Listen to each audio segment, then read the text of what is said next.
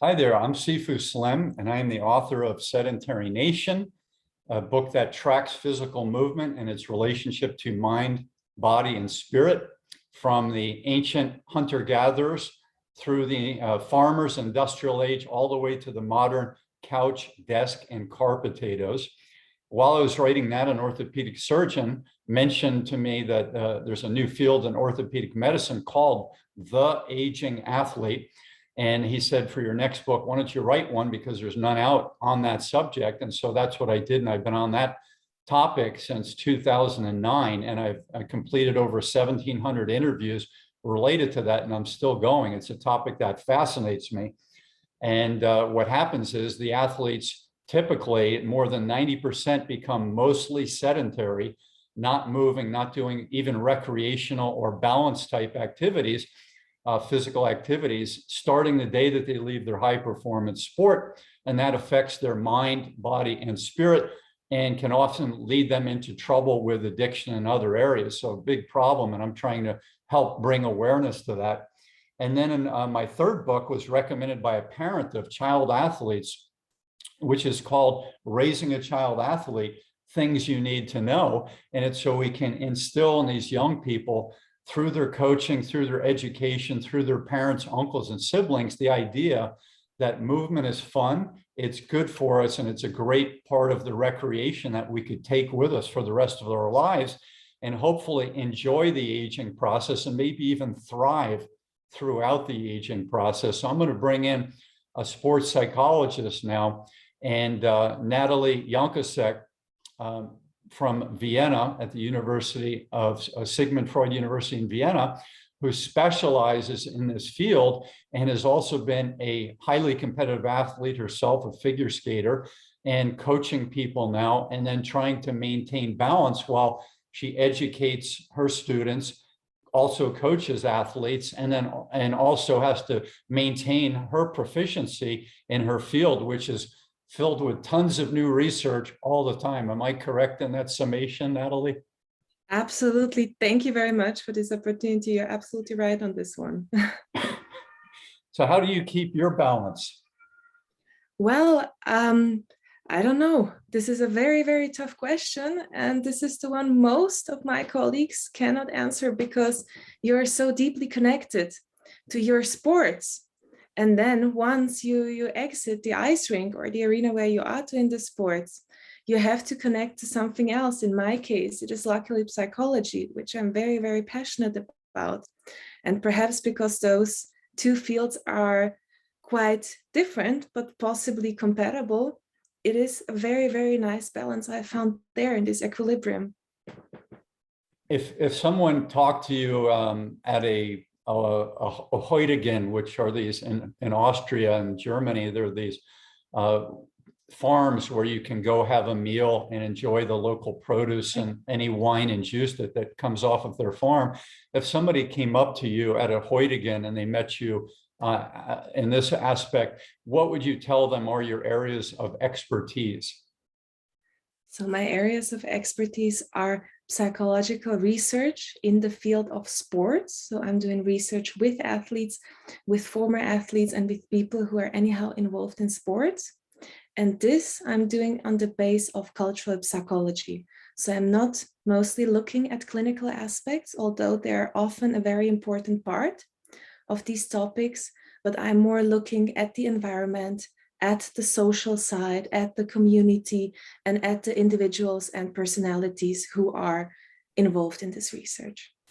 This sounds exactly like a person with whom I should speak regarding my research on movement and how society changed from our great-grandparents' time, with many people, maybe 95% of people, moving all the time. If we look at the famous book called A Christmas Carol, Charles Dickens, even the accountant would often stand at the high table and walk around because they had to access all of their papers and their documents and records. So even an accountant, if you go back to the 1800s, was walking upstairs, was carrying a bag of potatoes home, may have had a horse cart where they had to work with horses and fix the cart. So even an accountant was not very sedentary. Have you looked into the history of physical movement as far as societies? Yes, yes, I have had a wonderful opportunity recently on our new book, the upcoming handbook on sports psychology, and the introduction, which I doing together with my dear colleague Christian Bisgaard from Denmark, currently in Greenland, doing a project there. So we did quite some research, and it's very interesting to find out, first of all, the history of sports and competitive sports itself, but then again of everyday movement and how important everyday movement and sports physical activity is for people and how significant it may be within everyday life. Are you the book that you just mentioned, is this the one that's advances in cultural psychology? Yes, exactly. That's the one that brought us together in a way. Constructing Human Development. It's supposed to come out in 2022, published out of Charlotte, North Carolina, Information Age Publishing, senior editor, Professor Dr. Jan Valsener. So yeah, that's wonderful. And I hope that reaches the right people so that can make some inroads to more awareness and more discussion on this field. Have you, before this book came about, is this something that during your time of studies for your college and advanced degrees that you had run across in the literature before? No, unfortunately, there has been very, very little. And looking up literature, you were amongst the first authors that I found that was actually paying attention to movement in this particular context. And basically, since my focus is mostly centered around psychological literature, sociology, and other social sciences, those see the product of a highly motivated activity, like professional sports, but often neglect a little bit the everyday and easy part of moving that we all do. Yeah. Yeah, and you mentioned easy. It's very interesting. I'm a thin-built person. I exercise twice a day typically, and I would guess for someone my weight, I would have a strength that would be in the higher portion of people my weight. And it's not because I look strong. It's because I probably was born with the ability of strength per square inch or centimeter of body mass that was on the higher level, I would guess. But when I'm with people who are the Schwarzenegger mesomorph builds, then I wind up realizing how different our builds and our strength are. But if I were to lift up a saddle for a horse, it would be very challenging to me if it was a good sized saddle and it was a tall horse. So we think of the basic things that our great grandparents had to do. And even though we're athletic type people, we'd be very challenged to do what might have been considered very normal to our great grandparents. That is true, but nowadays normal things have changed, or the norms have changed as society is transforming. And for example, what occurs often to me, ironing my husband's shirts. And that is also a challenge for me sometimes, moving the iron and the ironing board and so on. But as the more you repeat it, it becomes a routine and the movement becomes easier, just like everything else. So maybe this is the way to connect yourself and get yourself into moving. Natalie, if someone were to ask you, what is the reason for being, or for anyone being, a sports psychology professional, and what is the reason that that field and that expertise exists? Well, it's first of all very important because the minds and the bodies in an athlete are two very, very important parts that are in a deep connection, and one doesn't function without the other one. If you do not have a well-functioning mind, it is incredibly hard, even though your body is or might be ideal according to the athletic standards, but you cannot deliver the performance that you would wish for just because there is something not going all too well in your mind. This is why sports psychology exists and why it researches and tries to help athletes and people involved in athletic sports to help improve this and understand what is going on in this connection.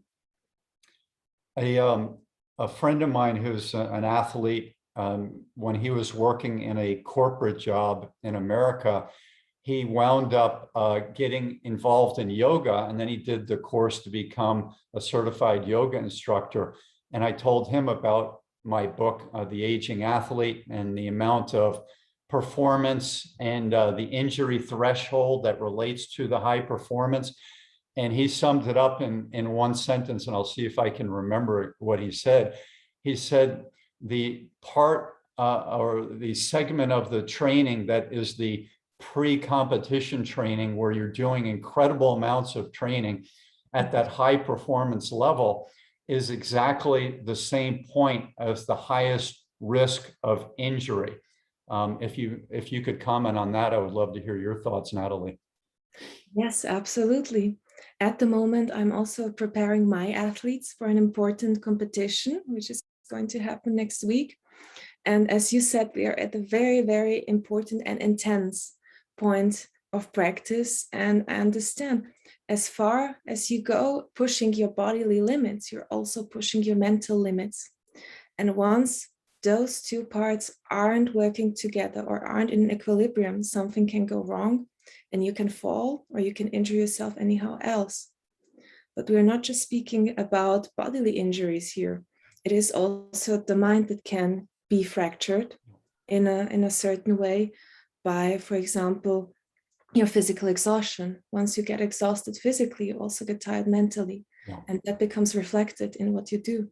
Yeah, I often mention to people, Usain Bolt from Jamaica, the sprinter who was incredible, and at least 2 Olympics, it might have been 3, I can't remember now, but he had this big message that went out because it was going to be his last race. And that's in your unconscious mind, it's in your conscious mind.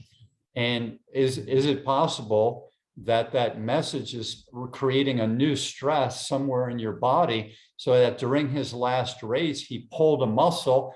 Pulling muscles is common in the sprinting world, in training and in competition, but I don't think he had pulled a muscle in quite some time. And now it's his last race and he goes out to run, and you think there would be joy and you're almost done with it, but his body gave out. So maybe you could comment on, can that transfer down to an area in your body and create an imbalance or a weakness?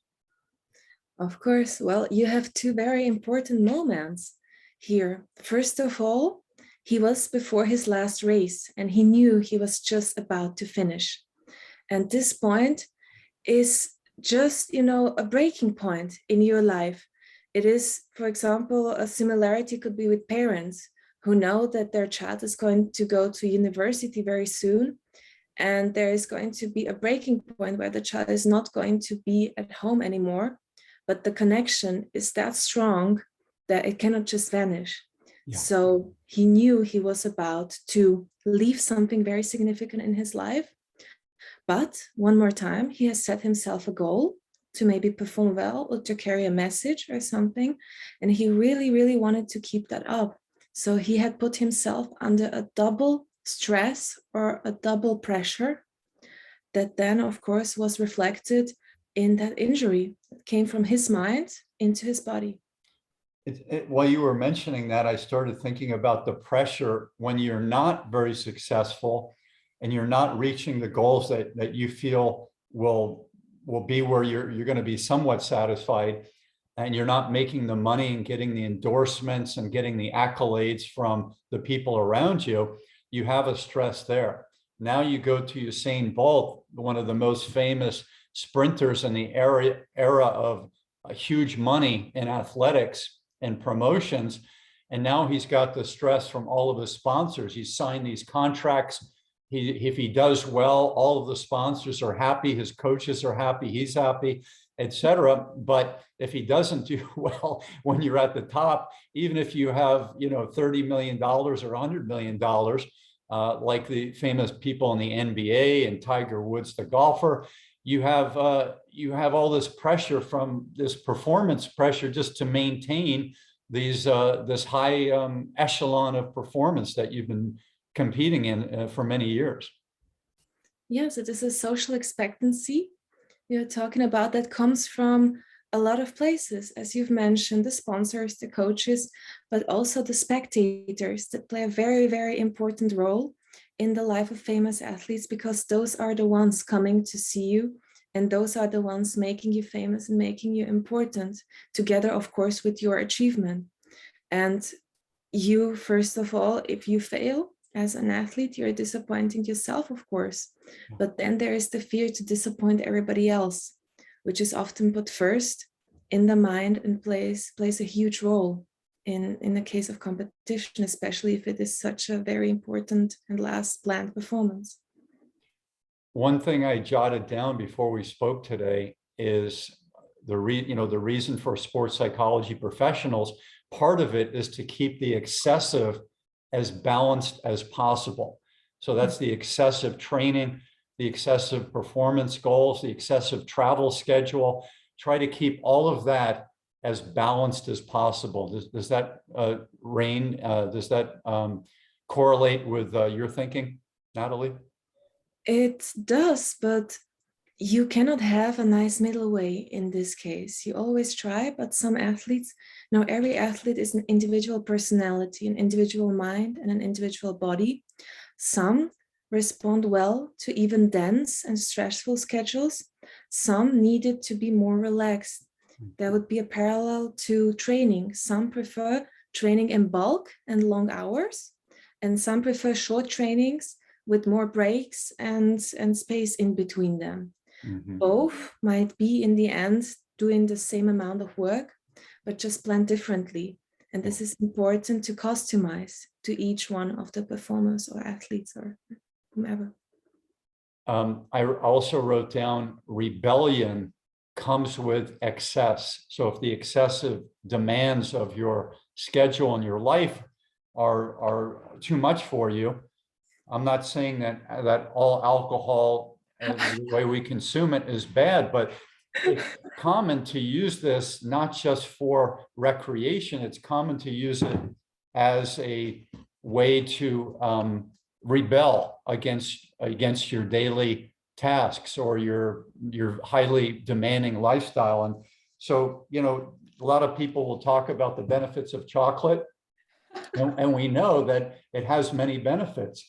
And then we also know that people who have an eating disorder, they can't get chocolate out of their head. And, an athlete who's trying to stay thin all the time, like the Tour de France cyclists, they could very easily, when they're done with their Tour de France or in the off season, become 10 to 15 kilos overweight because they just want to rebel against that. And it actually feels good to have the sugar come in and make our cells and our glucose and glycogen stores feel somewhat relieved that we're not depleting them and we're not depleting our body by doing the 6 hours of training that in the mountains and what have you that we did getting ready for these events in cycling. Maybe you could comment on rebellion and what happens to people in the off season and then when they retire from athletics.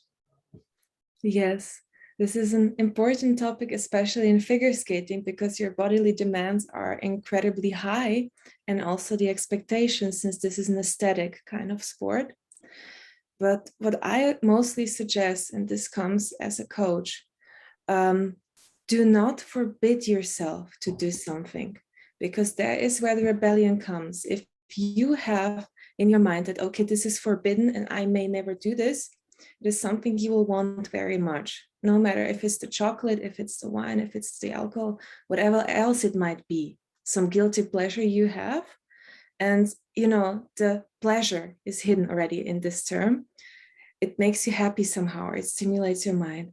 So go ahead, have a little bit, allow yourself to go a little bit against the stream, but then you can easily control yourself and keep it in a reasonable amount and not go overboard, rebel, and then get yourself into issues, into guilt, into problems with your body and with your well-being.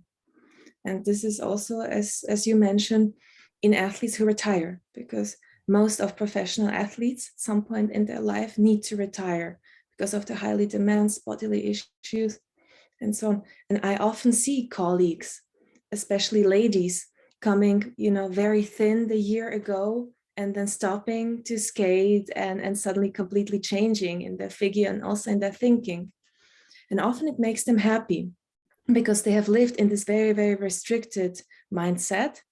And now they were able to allow themselves to do everything else. So they are quite happy, but perhaps their body isn't. Yeah. It's important to find a balance here. Yeah, while I was thinking about rebellion and excess, I jotted down the names of a few athletes who came to mind, and one of them's the famous figure skater Oksana Baul. Another is Britney Spears, the singer-performer, and another is Michael Jackson. And all of these people started training and performing at very young ages, and they were away from the normal family dynamic and normal going to school during the day and coming home at night. And I shouldn't say normal, but a common way for kids to grow up was with the resources of the school, the community, the family. And if you were a traveling athlete and you were doing lots of performance and getting ready for your performances, you were removed from the day-to-day development of a child, and often leads to problems of excess and rebellion later in life. Maybe if you know anything about Oksana Baul, you could share, and if not, maybe you could share any other athletes who come to mind about this being taken away from being a normal kid, let's say. Yes. Her story is very, very famous in figure skating, but it's not uncommon. The example that comes to my mind is the 4 years before Olympic champion. It's Yulia Lipnitskaya from Russia. And this was her story as well. She became a champion at a very young age. And then suddenly we have a combination of everything we have been mentioning before. Very high demands from herself, from her coach, from her environment and fans that she couldn't keep up with. Then she started again restricting herself, trying to push harder, go for more practice and so on, and it didn't work. And then she stopped, she removed herself from that world and started living a different kind of life. She has a family now, as far as I know, and has turned her world absolutely around. And in some cases, this might be beneficial for the person. But in some cases, just like Oksana Bayu, this might be a very, very painful moment, because what comes to mind when I think of Oksana is coping with loss.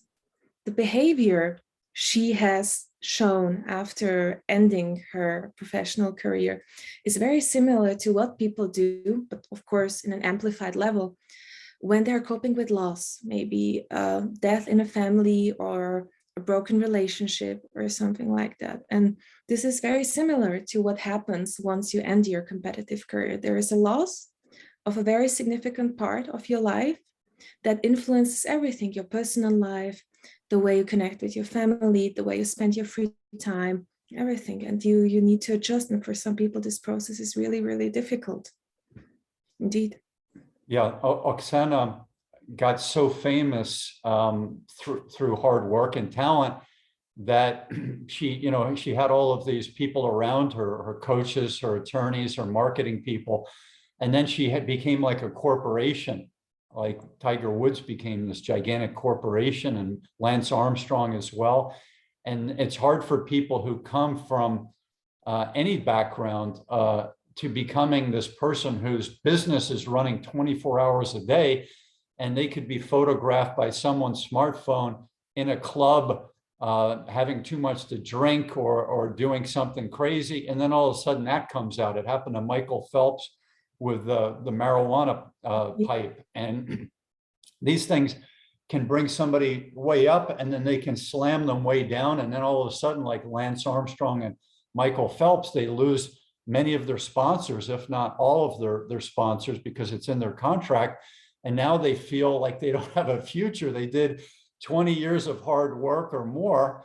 And now they were counting on, being a spokesperson and having an income and helping the world and the young people of the world and with motivation and doing the right thing. And then they've had the rug pulled out of them through one smoking of a marijuana pipe. So maybe you could comment on that. It's sad, but it's making me smile to see how we build people up and then society can crush them. Yes, this is in a way a mutual relationship, because that athlete has agreed to do something or not to do something, but with that agreement comes, of course, certain advantages, but then certain disadvantages. And one of them is exactly this exposement of oneself to media, to everybody, to sponsors. And it may seem to them that they're a little bit losing control, not just being an athlete, but anybody who is constantly being watched, being guided, guarded, being somehow controlled, is not quite a nice feeling. And I understand that if they already feel like in a cage or in a box or in such a way that once they do something, perhaps not even as significant, but maybe to them somehow meaningful, like, okay, I just had a drink with my friends, I had a good time, but it becomes interpreted or maybe taken out of the context. It is a very, very difficult thing. And what comes to mind in this case is the very famous work from Umberto Eco, Interpretation and Over-interpretation.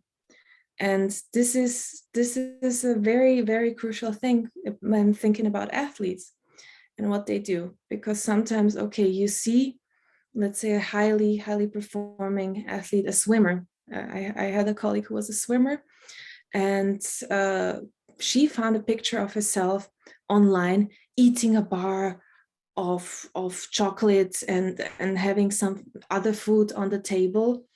And her coach found it, saw it, and then went talking to her.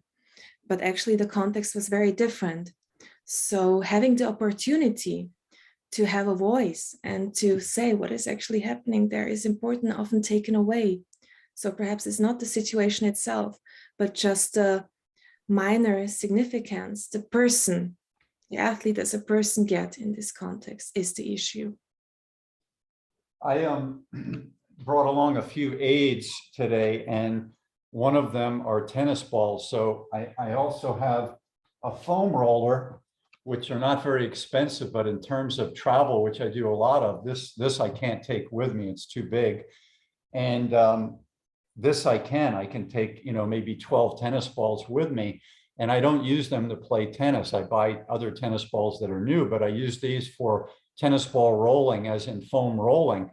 And I found, I wish I knew about this when I was in my 20s and doing a lot of high impact sports, but I found that these things are so therapeutic that I don't need to go in for massages frequently or chiropractics as frequently, because it works on my fascia and connective tissues and my muscles. And if I do my entire body using this, and then while I have one of these, I use this for the back of my legs and also the calves on my legs, the sides of my calves. But most of my body, I use this, the back and the neck. I'll put two of these here and use it as a post against the ground. And it's amazing how much pressure I can place in the correct spot. And you can do your scalp and your forehead and everything to keep the fascia happy and the circulatory and the nervous system happy. And it's also a great relief. So this idea of therapy is something that I know many athletes who are competitive that are very good with therapy. But it's interesting how when I was in my teens and 20s in the 70s and the 80s, therapy was, you went to someone who was a therapist and you went to a doctor who was a surgeon. The idea of us doing things besides training and stretching and maybe certain types of Epsom salts baths wasn't as common when I was young. And I'm so glad that that's becoming commonplace. And I hope we don't lose that. I hope we promote more therapeutic and preventive measures for young athletes. And maybe you can comment on how you grew up and how you learned about the therapeutic and rehabilitative side of things. Of course, no. Seeing those tennis balls, I had to laugh because I also use them every day, but in a very different context. It is to play with my dog, who really, really enjoys these. So besides you, there are more of them. And again, it makes me also joy to see him very happy running and catching them. But yes, you are absolutely correct. Those therapeutic methods of different kind, no matter if it's a physiotherapy or some form of massage or some form of relieving pain or maybe helping your body and muscles, it is great that this is coming up and that there are very many creative, new and innovative ways that people do and offer those services to athletes, because this hasn't been common. I grew up between Slovakia and Austria. And besides our training as children, we were quite busy with school, doing homework, and then we went to sleep. And the only therapeutic measures you came to were once you already happened to be injured, because that was an error and you need to do something with that. You needed to fix yourself. But the preventive measures have proven to be very important, not just in physical injuries, but also, speaking as a psychologist, drug and alcohol and substance abuse. It is much easier to prevent it from a long age on and from a young age on and do a long-term thing rather than solve an issue that is already happening. So it is great. And I, as a coach, support my athletes and my students who want to get a benefit from any form of physical therapy, because it will help them to perform longer without injuries and without possible problems, especially when growing and entering the age of puberty, where the body is changing and needs to be flexible. A lot of things can happen without being intended, or just you step in a wrong way and your foot is suddenly turned in a different direction. And in order to prevent that, it is necessary to go and to do as much as possible for yourself. Thank you, Natalie. I also jotted down movement, 2 sentences: movement as abuse versus movement as therapy. And I'm sure that my books touch on this quite a bit. Have you read much of this in your literature reading, or have you written on these subjects? Well, the movement as abuse thing is a common moment in eating disorders, where they compensate something they have done, they feel guilty for, with movement, but it's also often a therapeutic measure. For example, after a traumatic event, some people find a relief in moving and in making their bodies healthier than they are. And with a healthy body comes also a healthier and a free mind. So there is a lot of connection. And recently, very much attention has been drawn to this health, how to call that, hybrid or two-way between your body and your mind. So you're absolutely right. In both terms, it is important, and recently very, very significant in research. While I was writing my book, Sedentary Nation, I came across the idea of what is the body's job in the modern era. See if you can come up with an idea that would answer that question. The body has a lot of jobs in the modern era, I believe, especially besides being the house to your mind. It is also reflection to everything that you believe in, you do, you think of, and so on. Because if you are a believer in a healthy and colorful or diverse lifestyle, it will be reflected on your body. If you prefer a sedentary kind of life, the body will tell you. The body keeps the score of what you are doing in your head, and it will never fail to stay true to everything. So thank you for that answer. The answer that I was going to share with you deals with the insanity of the modern world, which is people living in their heads. A psychologist friend of mine said, we're a neurotic society, we live in our heads. And then I took that and I said, what is the body's job in the modern era? It's to carry around the head because that's where we live. That is true. That is true. But you need a neck to turn your head. Yes, yes, you need a neck to turn your head. But when do people think about their neck? They think about their neck when it gives them pain, right? Yeah. And they think about their body when it gives them pain. My friends who work in physical therapy and other types of hands-on therapy, I said, because I do personal training and fitness training, wellness training. And I said, finding people to come to a fitness program or a mind-body-spirit connection program is sometimes challenging. I said, what drives people to your business? And they said, it's very simple, pain. When somebody's in pain, they don't know what to do with it. They come to see me and I can give them mediation for that pain, relieve that pain for a certain period of time. But if they don't change their lifestyle and activities, they're going to be back in here very frequently. Maybe you could comment on the idea of people living in their heads in the modern era versus the people working in the fields or tracking animals who are combining everything. The universe is giving them messages, their tribal elders giving them messages, and then their feet are giving them messages, and their sense of smell, everything's different in the Jaeger and Semmler, the hunting and gathering people. Yes.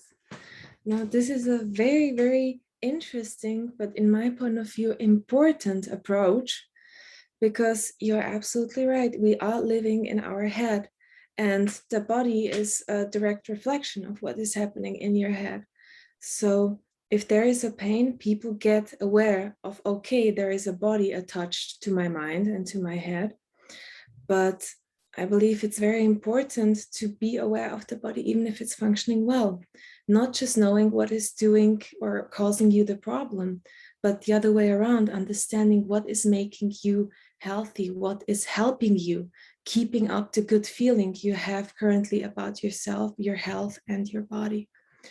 And so, yes, absolutely, listening to yourself, but also being able to listen to people around you. Because even though we are self-reflecting humans, we have the ability to think about ourselves and how we see and feel things. It's often important to have another person who sees that you might be doing something wrong, or maybe there is something off that you do not feel or believe or catch at the first moment. So not just listen to yourself, but listen to everything that's happening around you and try to understand what is good. I wanted to share with you a thing that happened during my youth when I was in Cape Cod, Massachusetts, on the beach for a few weeks in the summertime back in the 1960s and 70s. We kids were able to play hide and seek, cache in French. You know how to say that in German, hide and seek? Verstecken spielen. Verstecken spielen. And I love that. And there were some of the fondest memories I had were those free playing games as a kid. We loved it. When the sun went down and dinner was over, we kids could go out and play for several hours, and it would be often movement related, and games like hide and seek and many other games. Kick the can was another game we played. But at that time in this neighborhood, we had lots of vacant lots. So there might be a house here, might be a vacant lot, and then might be a vacant lot all the way through to two streets right in our neighborhood. So we were pretty safe. Our parents were not far away, and the people in the neighborhood knew us. And then we were just being normal kids running free in these vacant lots and the bushes, the trees, the beach, up and down the stairs that led to the beach, and hiding on someone's back porch or under their back porch. It was all very normal. And then by the time the 1980s and 90s came around, all of those other vacant lots were developed so that there were houses on it. And then soon after, that became the time of the camera and the lights that were activated by movement. And so it was more of this protect our territory and don't let kids roam and be free. like they were when I was growing up, and my father and his father. And so a big change in the way we could recreate and have, I would call it a pretty highly exciting time, heightened states of emotion at night, kids being out hiding and playing and sneaking up on each other, which was a lot of fun. And then that changed in the modern era. And so maybe you could talk about the difference between, if you know of it, your grandparents' parents' life and then your life growing up, and if it was an urban setting or a rural setting. Yes, so my family comes from the very far east part of Slovakia, from a wonderful small city called Bardejov.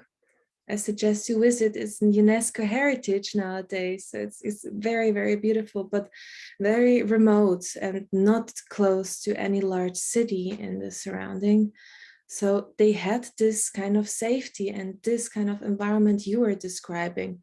My father often told me stories how he was playing ice hockey on the icy roads because at that time they weren't clean during the winter. So no cars could be parked out there. So the whole street was just gaming and playing ice hockey, or any going skating on your sidewalk, which isn't possible today. And I myself grew up in a big city of Vienna, where the feeling was quite different, even though we lived in a house quite outside, so on the border to Lower Austria. It was still a different feeling. You didn't really have this togetherness and community, and so this social life in such a free-spirited way. And I'm very happy to see that now I've moved closer to the center and I live in a very, very nice apartment community. It is returning a little bit because now I am communicating with my neighbors more. We're helping each other. Also with something somebody can do, having a nice chat, drinking a coffee together. And I believe people are missing these because we all have parents, grandparents, or somebody else who can tell us about those nice things they have been doing in the past. And it is unfortunate that some of us don't have that freedom or don't have that opportunity. And if we try to create it and to be open to such a togetherness and communication, it would be very, very nice and beneficial for all of us. To wind down this first part of our program, I thought I would mention heightened states of emotion. And when I think about that, I think it's very natural for us to want to do all the different progressions of human emotion. So sadness is normal, fear is normal. All these things are part of being a human. But one of the things that's, I think, is more challenging to find, since everything's been controlled, as I mentioned, kids playing, and now they can't play in many areas. And they're in America, there's a lot of fear, where I used to be able to walk home from school or play sports for several hours after school and not call my mother. There was no cell phone service.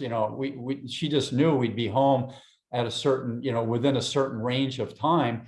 And even as an 8-year-old, I didn't have to call her and tell her that. I would be at school and she would know that that would be happening. So I got a lot of independence, and I could make my own mistakes and make my own connections with friends and coaches. And so we got all of this self-enjoyment. And so the heightened state of emotions I got were pretty incredible. And if you start controlling things with, you have to be inside, or you have to be in our backyard, or you have to be with an adult at all times, now this young person doesn't have a chance to get to that independent mindset or the heightened state of emotions, which comes with being silly and crazy at certain times during the play process.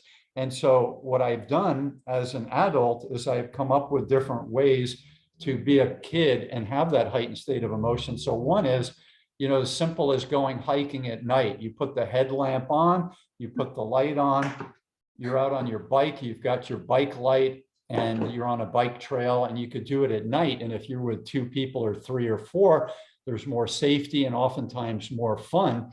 So maybe you could talk about the kid of the last 20 years and how they find that heightened state of emotion, which I think is a false heightened state of emotion, which may light up the same things in the brain and the biochemistry by playing like a war game on their video, on their computer, fighting game, that type of thing, versus the old school way of doing it in the adventurous seeking type of a thing out on a field or out in nature, as the bygone eras may have done. Yes, this is a very, very interesting phenomenon and concerning many kids, because there is an inner conflict created by this kind of things. Because on one hand, you're told you have to move, it is important for you, go play outside, you're always on your computer. And on the other hand, you are being restricted because it is not possible anymore in that matter it has been before. So what is happening now by kids and the youth, they have this space they created for themselves in the virtual form, where they have absolute freedom, just like you experienced during your night bikes and hikes and so on. But they need a specific place that may or may not be real. That is a discussion and a personal opinion of everybody. But in this virtual space, they may do, live, or fight, play, whatever they want in places however they want them to be, and are not limited. So those limitations we are putting on them are actually being taken off in this space. So their mind experiences this similar feeling you had, the freedom and the absolute joy, but it's not the body that comes with it, because they mostly just sit, have some kind of camera or headphones or headset on, but do not move themselves. So they experience it through a virtual icon or through somebody else, but not themselves. And this is a very, very interesting and complex phenomenon, but very common nowadays, just because of this development in society.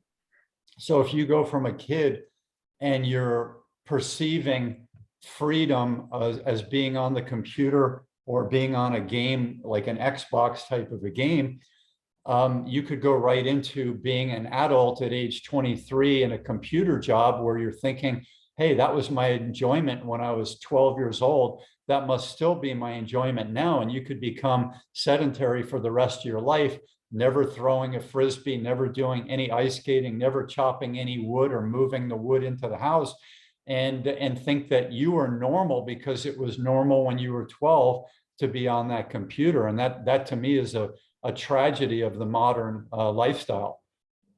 I must agree with you, but this is the responsibility of parents, peers, everybody else involved in this society to show and to create a free and safe environment for children to also experience those very positive and good feelings somewhere else than just behind the computer.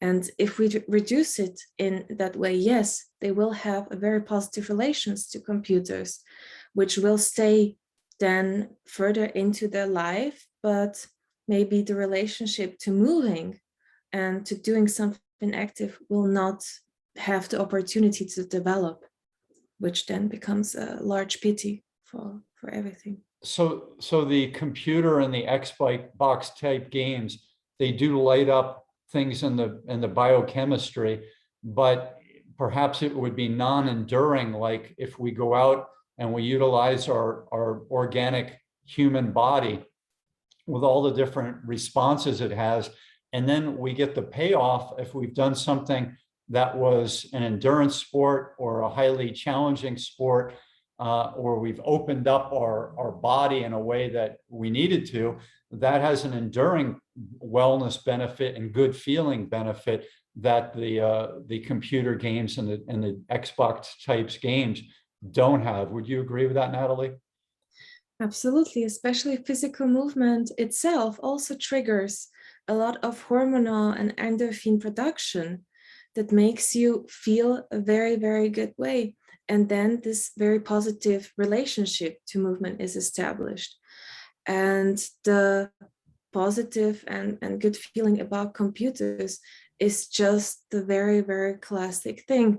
You do something, it makes you happy, so you build a positive relationship to it and you want to have as much of it as possible. That's why it is so hard to get kids off their computers and why they want to stay there as much as possible. Yeah, I've seen young people not go to the bathroom for 6 hours, being addicted, and they're interacting with, they call them friends. I can't deny that they consider them friends, but they're people they've never met across the world, that they're trying to kill that person's hero, and it's lighting up things in their brain and it's giving them something engaging. But yet the idea of going out and playing soccer, football, frisbee, going fishing, all these things that I did as a kid are very foreign to these kids in the modern, not all kids, but many kids in the modern era. And it's like I'm talking to people from another planet when I say, hey, let's go out and climb trees. Yes, that is true. I have a similar experience, but I believe that once you went fishing or once you went to do all these fun things, you had somebody who showed you. You had somebody that accompanied you into the woods, to the lake and so on, and showed you, okay, this is great, this is fun, and this is nice things to do. And unfortunately, we live in a very, very busy society where it is standard to work a lot, keep yourself occupied by a lot of activities. Traveling, commuting, and so on has also become a large part of our lives. So we often skip this very important time as parents, as peers, as friends, and so on. And if we don't take this time and go somewhere and show our children and friends that it is possible to do that way, they may never have a chance to experience it. And those never have a chance to like it or enjoy it. I have a solution. You want to hear my solution? Yes, please. Okay, I didn't invent the solution. I heard it from a very good friend of mine. When she grew up in Sacramento, California, the home of the governor, Arnold Schwarzenegger, she had in the 1970s, after school, they would go to the municipal parks and they would have an adult who would come with a van with sports equipment in it. So it could have been a hula hoop, which is a lot of fun. It could have been badminton, soccer balls, frisbees, a van full of things. And the kid would take the checklist and they put their name down and they would put which sports equipment that they checked out. And then they would have to bring that back at the end of the day, or at the end of their playtime. They could get another one. They could switch games, etc. And this person with the van back in the 70s probably made €3.50 at the time per hour. And the van back then probably cost €4,000. But if we brought it up to the modern era, we'd have a van that cost €35,000, and we'd have a person who might cost €15 an hour. So it's reasonable expense to do all the benefits. And so not only did this person provide these people the sports equipment, but they also did some instruction, some coaching, and they interrupted people who were bullying the other students, the other kids. And so they were a nice adult presence in a helpful kind of like an uncle way. And so what did the city district do in their wealth of wisdom? They ended that program, probably because of budgetary concerns. And when you do that, you have boredom, you have crime escalating, you have kids getting into trouble. It's just amazing when you remove the fun and some of the supervision. You don't need, on a giant field, this person wasn't watching every kid all the time. They were letting kids be kids and learn from each other, but they were a source that had some structure, and it had some discipline, and it had some good wisdom to impart on these kids. And when I mentioned this, I live right across a park in Vienna right now. I mentioned this to a friend of mine, and I said, we have a society in Vienna where the traffic police person probably makes something like 15 to 20 euros per hour. You can tell me if that doesn't sound right. and they're walking around and they have their scanner to check everyone's car in that entire area every hour. So that's an incredibly strong budget.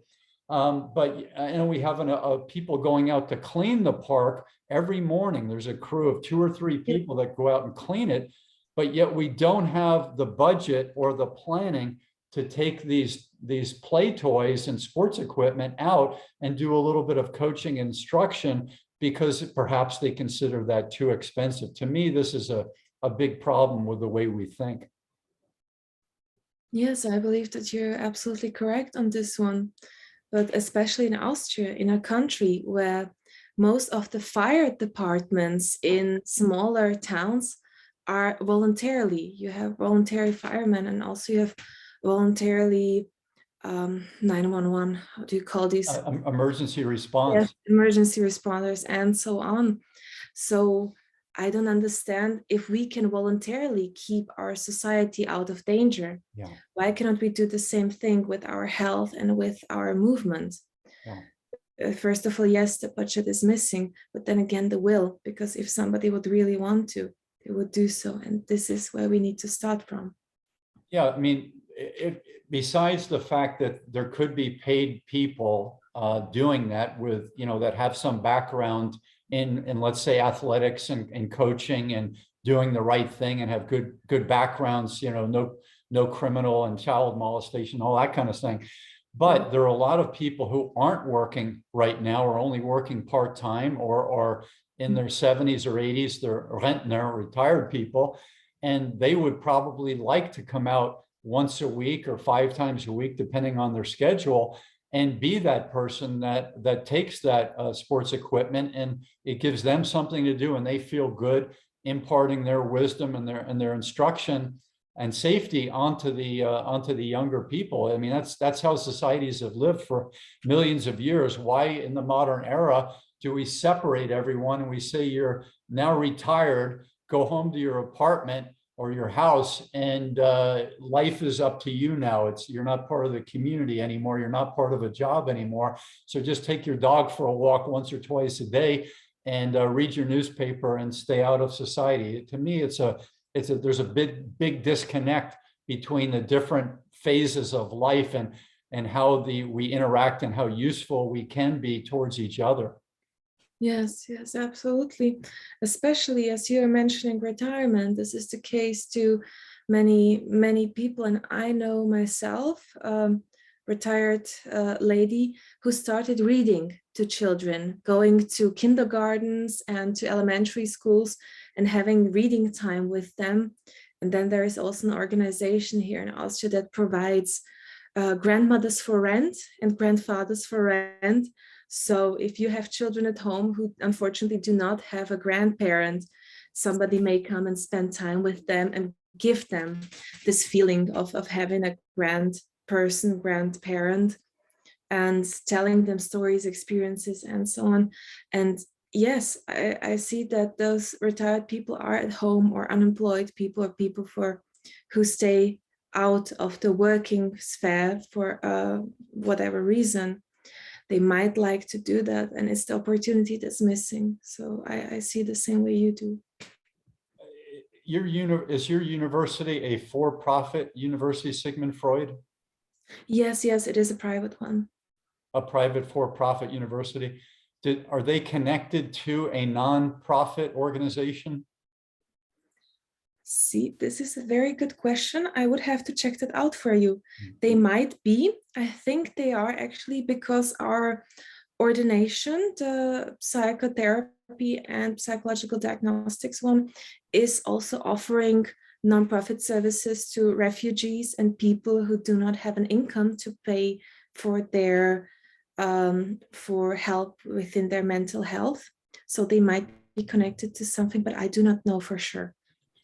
Because it seems to me that it would behoove us, it would be helpful for us to look into the idea that I mentioned of having an outreach after school and weekends sports program with equipment and some instruction, like I mentioned, and maybe that could be presented in a PowerPoint and with a a budget of hours and funding to a nonprofit. And with that nonprofit's backing, could maybe a presentation could be made to government entities in local areas or regional or national areas. And that might be something worth at least finding out if it could be offered to the entities in question.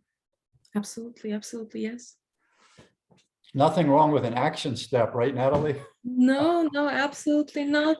And especially this action sounds like a very, very good one. And I believe that once this offer would be here, many, many children and people would love it, would really, really like to use it. I know if you mentioned the busy modern era, I can imagine parents who are, a lot of single parents out there, as we all know, which is unfortunate.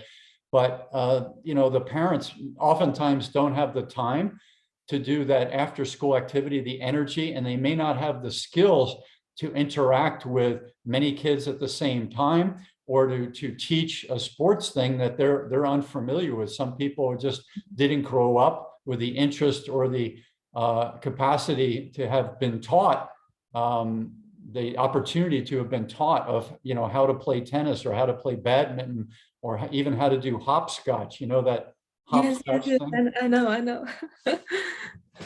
So yeah, for them, it would be a huge relief to, right now, parents drop their kids off at judo and jujitsu and karate, but that oftentimes costs money. So there's a segment of the population that can't afford that. Imagine them just being able to walk 3 blocks or take a tram 5 stops and get to a park where there is some supervision for a certain number of hours after school. And they could either take their kid there, or their kid just goes there on the tram with another friend, and then they come home for dinner, and the kid has this release and this learning and the endorphins you talked about. What a great way to grow up, huh? Absolutely. And especially if you decide for your child to attend some kind of sports, they often have the goal to make it a professional thing, which absolutely isn't necessary. And contrary, just moving and learning about the different ways to move and play together, move together, play certain games, play football and so on. It doesn't have to be professional. It is here for the children to grow up healthily and happily. And we need to communicate it to them. So even though you might not be the best one at this particular game, you may play another one and that you could be better at and enjoy it more. Or if you just enjoy it, that's also fine. Yeah. And this is something that's missing, because once you put your child into a course, it is their goal to bring the child to some results, because you're paying for that. This is, as you mentioned, and once you're paying, you want to see something. Yeah. Sometimes. Yeah. The fun aspect itself is very, very important to be brought in. So if anybody is wondering what I've been drinking during my conversation with you, Natalie, it's tea with curcumin, turmeric in it, and also a little bit of pepper, pfeffer. Supposedly pepper is the mechanism that helps the curcumin, the turmeric, get absorbed. And sometimes I'll put zimt, cinnamon in there, and other herbs. And so I think that's a nice way to go. And, people ask me, and they've offered me in the past, do I want a soda? Do I want a sports drink that has caffeine in it? And I always say no. And they think what I'm drinking is strange and odd and weird. And I think what they're drinking is strange, odd and weird and toxic. Where what I'm drinking, I hope, is an anti-toxic, a cleansing type of a drink. So I just wanted to share that in case anybody wondered. No, good. Yes, I've heard also about the very positive effects of curcuma. Now I've seen a very interesting documentary in that, and I caught myself that I use it a lot when I'm cooking. So I believe this psychological effect was implemented there, but I believe what I hear, and it is important to keep yourself healthy and hydrated. That's, you're doing much better, because I forgot my drink somewhere else. So You're the better. I think we could wind it down now and regroup on another time if you want to. I have many more things I wanted to ask you, but we got going with some good energy. So I'm very pleased at the interaction today, Natalie, and we could wind it down. Do you have any last things you want to share? Yes, and that would be especially what I believe is important, and what I have found out during my work and research is that once we establish a connection to sports, it becomes embedded very deeply into our identity. And even if we stop having the opportunity to be moving actively, or have to stop moving, or whatever there can be, we still are, well, the movement and the sports is still a part of our mind. And this part can be beneficial to us and everybody else. So even if you stop doing your sports and if you stop moving, do not lose the connection, but keep passing it on and keep giving your knowledge to other people who might then establish such a connection. So I like to wind down with some movement activities, and sometimes I get up and dance around, but today, how about just some shoulder rotations? Wow, with some breath. And then we'll switch directions.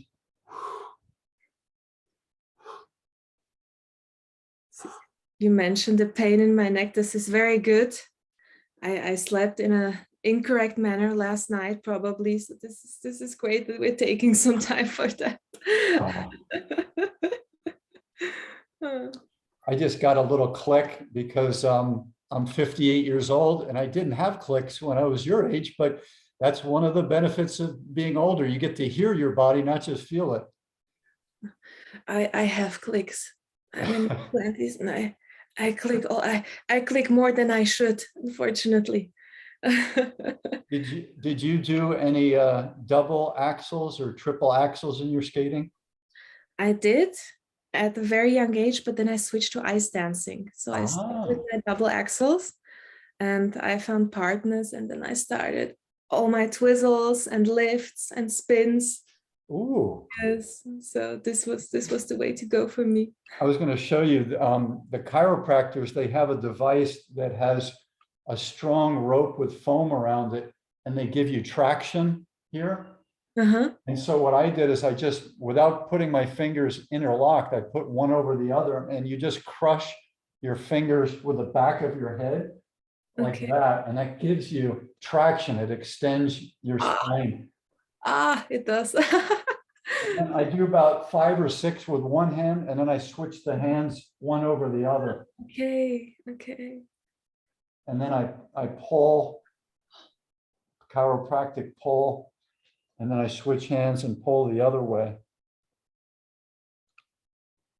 And then massage. Ooh. Oh, that feels so good. So I do that, usually the neck, I do twice a day. As we age, it's very common to do the head forward. Yes. And it can just keep going. And that's a whole nother discussion we could have on senescence and aging.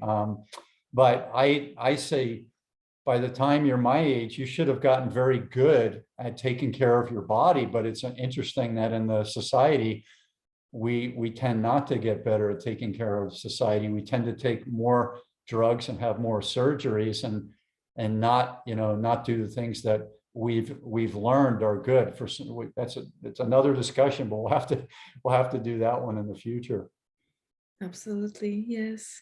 So I'm pleased that Natalie Jancosek, a PhD in psychology, was able to share her learning for many years with us today in her sports background. And I'm Sifu Slim at sifuslim.com. And I hope you give us a like, a thumbs up, and please leave your respectful comments down in the comment section of the video. And please check out the publication, which we're working on right now. And I'll list the links for you to access that in the comments below. And wishing you all the best in your health, happiness, and wellness. Aloha. Thanks, Natalie. Absolutely. Aloha. Alles Gute.